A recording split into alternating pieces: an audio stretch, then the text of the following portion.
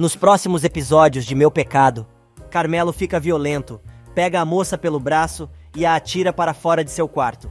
Do outro lado da cidade, Juliano agradece a Renata por ter avisado sobre sua mãe e pede que a moça avise se tiver notícia. A entojada resolve deixar o telefone da casa de Odorica, pedindo que o rapaz faça o mesmo, mas aproveita para perguntar se ele sabe mais alguma coisa sobre a morte de Paulino. O rapaz decide então contar que Lucrécia acredita que o responsável foi Carmelo, e ela confessa que também tem esta mesma certeza.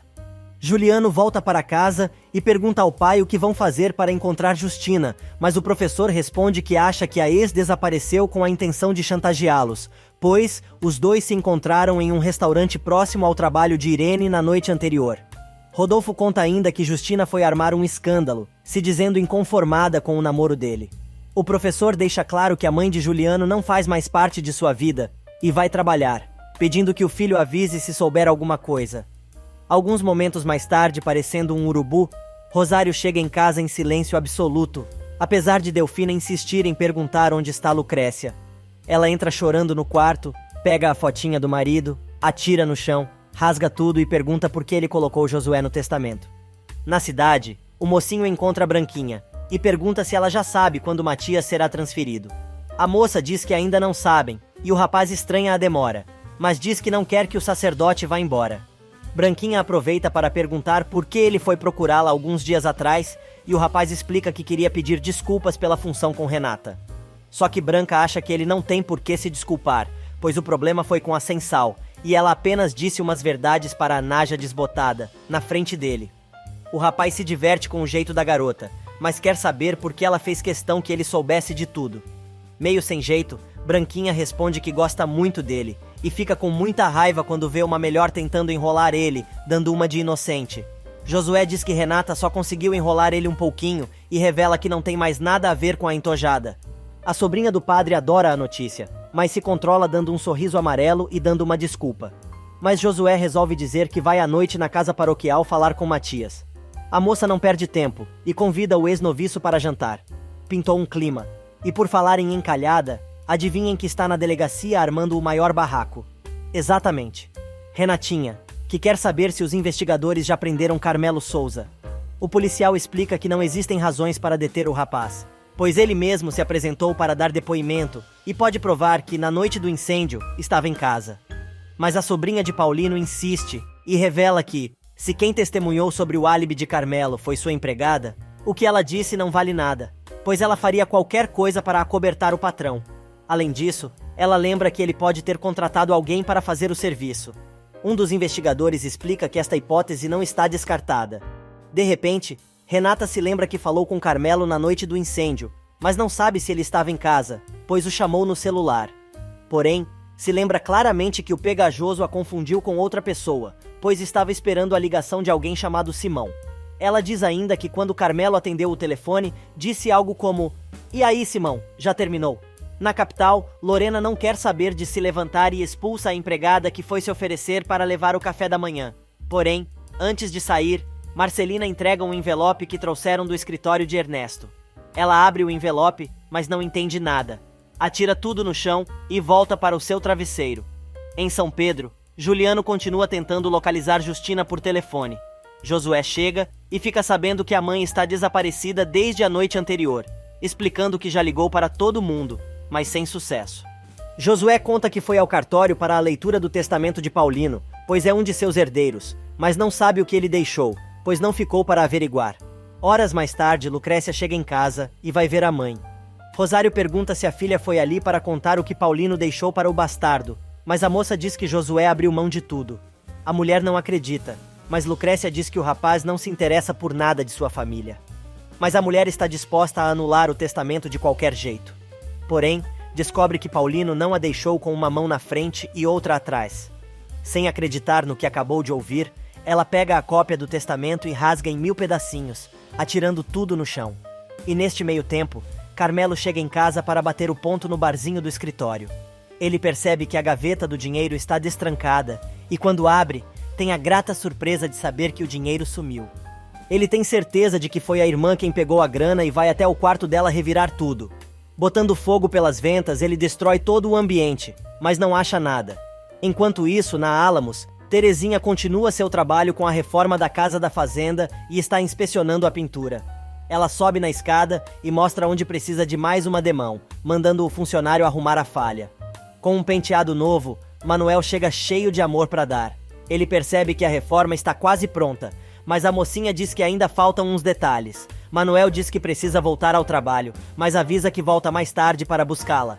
Tetê então resolve dizer que o namorado tem razão e acha que ela e Assunção não devem continuar morando na mesma casa que Carmelo, mas não sabe para onde as duas podem ir. O rapaz propõe que os dois conversem melhor sobre o assunto, mais tarde, com calma. Na cidade, Odorica dá pulinhos de alegria quando Justina volta para casa.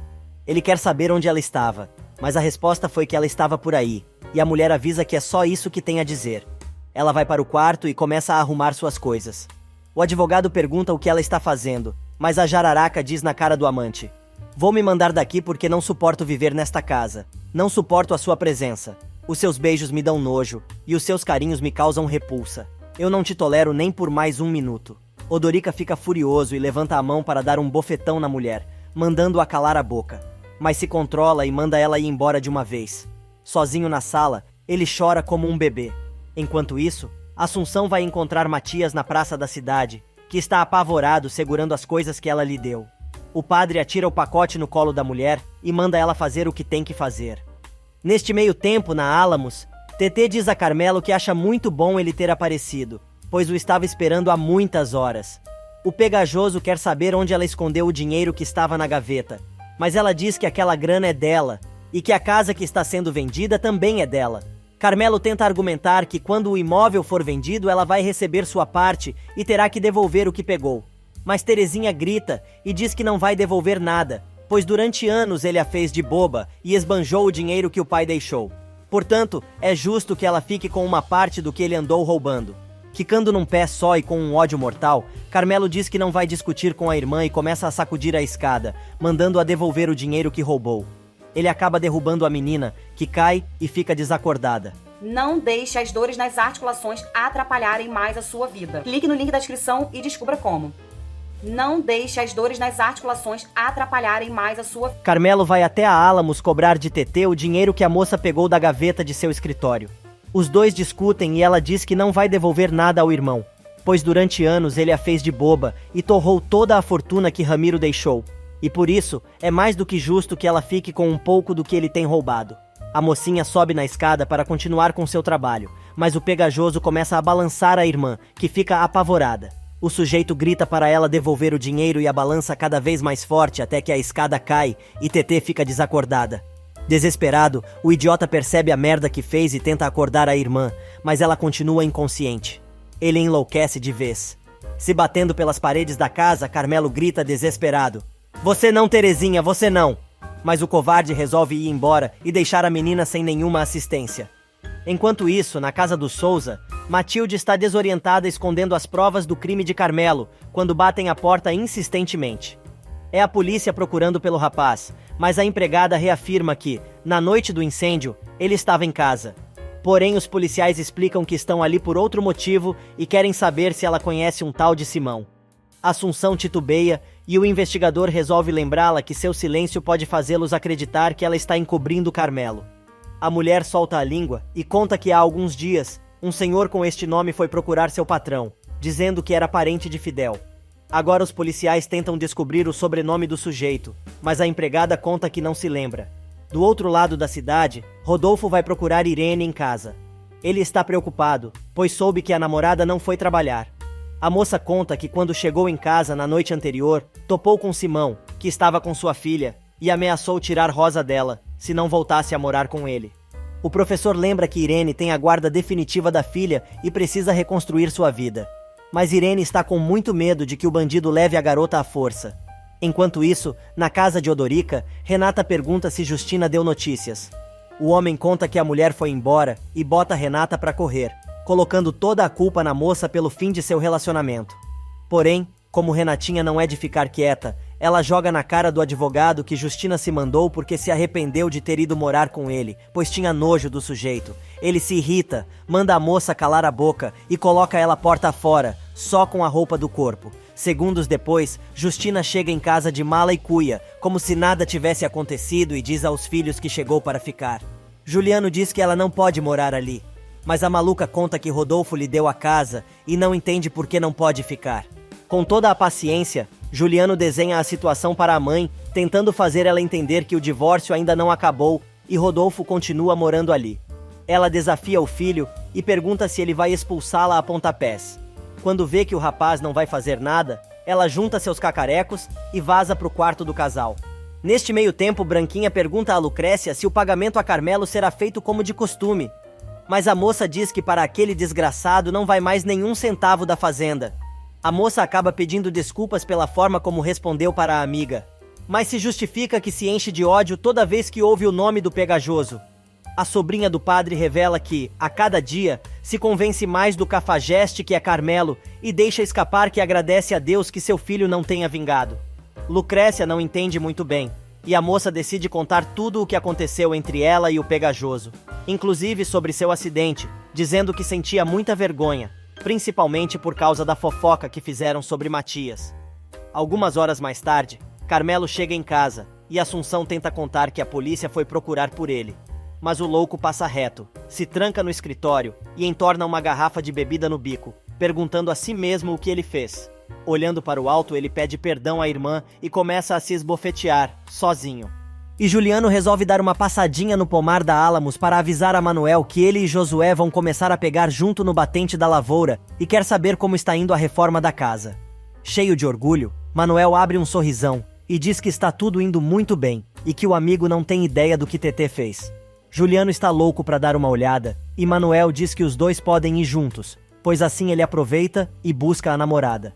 Na cidade, Renata vai até a casa de Josué e se agarra no rapaz, dizendo que Odorica expulsou ela de casa e não sabe onde está Justina. A mulher aparece, chamando a moça de minha garotinha linda e convida a garota para ir até seu quarto. Josué tenta advertir a mãe de que o pai já não vai gostar da ideia de ela estar ali, quanto mais quando souber de Renata. Mas a mulher não dá a menor bola e vai fofocar com a amiguinha. Neste meio tempo, Manuel e Juliano chegam à casa da Álamos e percebem que está fechada. Manuel acha estranho, bate na porta e chama por Tetê, mas ninguém atende. Juliano pergunta se Manuel não tem a cópia da chave, e o rapaz se lembra que sim. Juliano entra e admira tudo que a moça fez, mas os dois encontram a moça caída no chão, sem pulso. Manuel acha que a moça está morta. Juliano quer chamar uma ambulância, mas o rapaz decide levar a namorada imediatamente para o hospital. Na Milagre, Lucrécia já está cheia de coisas na cabeça, porque Branquinha comentou mais cedo que maldade é herdada. Delfina tenta tirar a cabeça da moça estas bobagens e dá como exemplo Manuel, cujo pai era um criminoso. A empregada conta ainda que Rosário saiu com o motorista, mas não disse aonde ia, e Lucrécia resolve contar que Paulino incluiu Josué no testamento e não deixou nada para ela. Na cidade, a Megera está no escritório do advogado, exigindo que ele entre com a anulação do testamento do marido. Mas Estrada explica que não existe razão legal para fazer isso, pois Paulino estava bem mentalmente. Mas a mulher não está a fim de ler o lero, e diz que se ele não puder ajudar, vai procurar outro advogado. Enquanto isso, no hospital, Manuel está mega preocupado com Tetê. Juliano tenta acalmá-lo. O médico chega e conta que a moça sofreu um trauma grave na cabeça, que provocou um edema cerebral, e este edema está aumentando a pressão no cérebro da moça. O doutor diz ainda que o estado de Terezinha é muito grave e que estão fazendo todo o possível para diminuir a pressão, mas que se não conseguirem, ela pode vir a óbito. Juliano dá o celular para Manuel e diz que ele precisa avisar Carmelo e Assunção sobre o estado de Teresa. Já é bem tarde quando a empregada resolve levar uns lençóis limpos para o quarto de Tetê e encontra o quarto da moça todo destruído. Carmelo, que estava dormindo bêbado no escritório, se acorda com o telefone tocando. Assunção atende e diz que Tetê está no hospital, pois bateu a cabeça e teve uma contusão, mas não sabe detalhes. Do nada, ele pergunta se a irmã não está morta, mas a empregada nem presta atenção, pois quer ir logo para o hospital, onde, aliás, Manuel está pedindo a Juliano para ir embora, para evitar uma briga com o pegajoso, que deve estar chegando. O rapaz se irrita e diz que não arreda o pé dali. Manuel quer avisar Lucrécia e se oferece para ligar, mas o rapaz diz que não tem por que se esconder nem de Rosário, nem de Carmelo. E de fato quem atende a ligação é Rosário. Ela manda o rapaz deixá-las em paz e desliga o telefone. Mas Lucrécia ouve tudo e pergunta por que ela não passou o telefone, e a Megera conta que nunca vai aprovar o relacionamento dela com o rapaz, e insiste na mesma história de que Juliano é assassino de César e blá blá blá. Segundos depois de discutir novamente com a mãe, ela retorna a chamada ao namorado e fica sabendo o que aconteceu com TT. Quem também recebe uma ligação é Lorena. É Miguel perguntando se ela recebeu os documentos. A moça diz que recebeu sim, mas não entendeu nada. O rapaz sugere ligar para Juliano, mas a moça proíbe o funcionário de falar qualquer coisa com o ex-noivo e manda o cara se virar. Neste meio tempo, Carmelo e Assunção chegam ao hospital e os dois galinhos de briga quase se embolam novamente. Mas Juliano consegue se controlar e diz que prefere esperar do lado de fora.